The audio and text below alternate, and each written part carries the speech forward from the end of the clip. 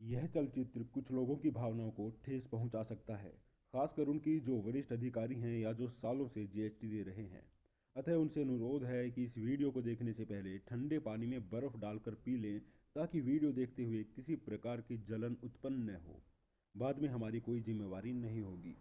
Note: सालों का प्रयोग वर्षों के स्थान पर ही किया गया है, यह कोई अपशब्द नहीं है। आइए जान लेते हैं इस बार जीएसटी पेपर वन की कट ऑफ कितनी हो सकती है।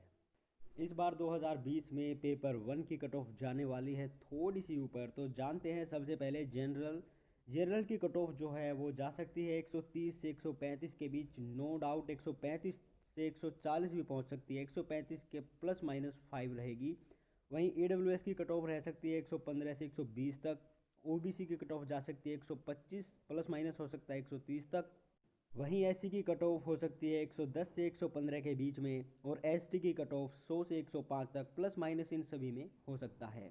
अब ये तो बात थी भैया एक्सपेक्टेड कट ऑफ। अब जान लेते हैं एक बार कि ये कट ऑफ इतनी क्यों बढ़ सकती है। इसका एक मुख्य कारण ये है कि लोग बार बार जीएसटी का एग्ज़ाम दे रहे हैं। मैं ऐसे बहुत से लोगों को जानता हूँ जिन्होंने 4 बार, 5 बार और अभी भी एग्ज़ाम देते जा रहे हैं। क्या वो अपना प्रमोशन चाहते हैं, या फिर वो चाहते हैं कि किसी और डिपार्टमेंट में जाए, या फिर वो चाहते हैं कि कोई और अच्छी मिनिस्ट्री मिले। वो क्या चाहते हैं ये उन्हीं को पता है। हम उनको रोक नहीं सकते, ना हमारे कहने से वो रुकने वाले हैं। लेकिन ये एक अच्छी अंडरस्टैंडिंग अगर किसी की में है, तो वो ये सोच सकते हैं कि उनके वही छोटे भाई बहन हैं जो नए नए एस्पायरेंट्स आ रहे हैं, उनको भी उन्हें मौका देना चाहिए। अब जो नए एस्पायरेंट्स हैं, फर्स्ट अटैम्प्ट में बड़ी मुश्किल बात है कि आपके 150 प्लस आए। इतना मुश्किल टेस्ट नहीं होता है, लेकिन फिर भी एक मुश्किल होती है। उनको पैटर्न पता नहीं होता, करने का तरीका पता नहीं होता। तो 2-3 बार जब एग्ज़ाम देते हैं, कम से कम एक बार एग्ज़ाम दे, दूसरी बार देते हैं, तो जाके अच्छे मार्क्स आते हैं। अब यहाँ पे मर आती है तो एवरेज स्टूडेंट्स की, जिनके पास संसाधनों की कमी है।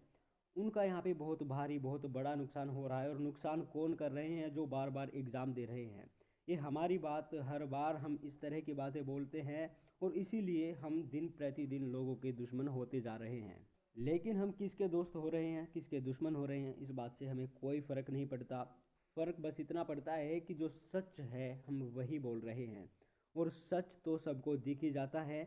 और यही कारण है कि सच कड़वा होता है, इसीलिए हम सबको बुरे लगते हैं। अब इसका इलाज क्या हो सकता है? इसका इलाज तो यही हो सकता है कि वो कैंडिडेट्स खुद को रोकें। लेकिन ऐसा हरगिज़ नहीं होगा, किसी भी हालत में नहीं हो सकता। क्योंकि इस बार 150 के आसपास बहुत सारे लोगों के आए हुए हैं, 170 आए हुए हैं, 180 आए हुए हैं, 190 आए हुए हैं, 160 आए हुए हैं। बहुत सारे लोगों के, जिनके जीएसटी 2019 में आए हुए थे 160 की लाइन में, उनके अब की बार है 170, 175 प्लस 180 तक भी वो क्रॉस कर चुके हैं। तो इसके लिए यहाँ पे आप एक दो तरह के आपके पास सॉल्यूशन होते हैं। पहला तो ये है कि आप एसएससी से रिक्वेस्ट कीजिए, आरटीआई वगैरह लगाइए, या फिर एक कोई हैशटैग बनाइए और उसको ट्विटर पर ट्रेंड कराएं कि एसएससी को चाहिए कि सभी जितनी सारी वैकेंसीज ये निकालते हैं, जितनी सारी पोस्ट निकलती हैं, उनकी एक वेटिंग लिस्ट होनी चाहिए। क्योंकि इस तरह के लोग, हर बार क्या होता है कि वैकेंसी पर कब्जा करके बैठ जाते हैं और डीवी तक भी चले जाते हैं, लेकिन बाद में अगर उन्हें चॉइस की मिनिस्ट्री मिलती है तो उसको ज्वाइन करते हैं, अदरवाइज नहीं करते हैं। तो यहाँ पे एक वेटिंग लिस्ट एसएससी को रिलीज करनी चाहिए। और दूसरा इसका सोल्यूशन ये हो सकता है कि भैया एक बंदा अगर जीएसटी बन जाता है, तो उसके बाद वो, या तो उसके बाद ज्वाइन करने के बाद 1 साल ही एग्ज़ाम दे सकता है, या फिर 2 बार एग्ज़ाम दे सकता है। उसके बाद ज़्यादा नहीं दे सकता। क्योंकि बहुत सारे लोग ऐसे जिनका सिलेक्शन हो चुका है 2017 में, 2013 में, 2014 में, और बार बार एग्ज़ाम दिए जा रहे हैं। उसका नुकसान हो रहा है उन बच्चों को जो एवरेज स्टूडेंट्स हैं, जो बड़ी मुश्किल से, ऐसे भी स्टूडेंट्स हैं जो खुद अपनी रोजी रोटी करते हैं, भैया खुद कमाते हैं, अपने घर का सारा खर्चा खुद चलाते हैं, किसी के पास संसाधनों की कमी है, और वो एवरेज हैं, यानी कि उनके 120 से 130 आते हैं। बट उनका क्या होगा उस हालत में जब लोग लेके आएंगे 170, 180, 190, आने वाले टाइम में 200 में से 200 भी आ सकते हैं। हमें कोई आपत्ति नहीं है, अच्छी बात है भाई, आपके अंदर काबिलियत है, आप अच्छे मार्क्स लेके आ रहे हैं। लेकिन आपको उनके बारे में भी सोचना चाहिए। आप अपने रिकॉर्ड बनाने से अच्छा है कि आपको एक जॉब मिल चुकी है। और अगर आप अपने आप को इतना ही आंकते हैं, इतना ही अपने आप को एक हाई लेवल पर देखते हैं, तो और एग्जाम्स में जाइए, यूपीएससी, आईएएस, आईएएस वाईएएस बनो और देश को संभालो। क्यों जीएसटी में पड़े हुए हो। तो भैया हमें जितना बोलना था, हम आपको बस यही संदेश देना चाहते हैं कि आप क्या कदम उठाना चाहते हैं। या तो एसएससी से वेटिंग लिस्ट निकलवाने का अनुरोध कीजिए, या फिर आप ऐसा कीजिए कि ऐसा प्रावधान बनाया जाए कि जीएसटी बस एक बार क्लियर होने के बाद उसके बाद 1-2 बार ही आप एग्ज़ाम दे सकते हैं, बार बार नहीं दे सकते।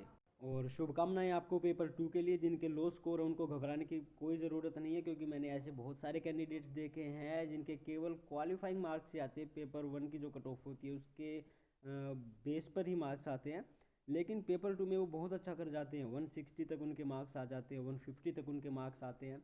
तो आपको घबराना नहीं है, पेपर 2 की अच्छी तैयारी करनी है और अपने हक के लिए आप आवाज़ उठाइए। एसएससी में वेटिंग लिस्ट ज़रूर निकलनी चाहिए फाइनल कट ऑफ के बाद, क्योंकि कई सारे लोग होते हैं उसके बाद उसको ज्वाइन नहीं करते। तो आपको ये आवाज़ उठानी है। All the best.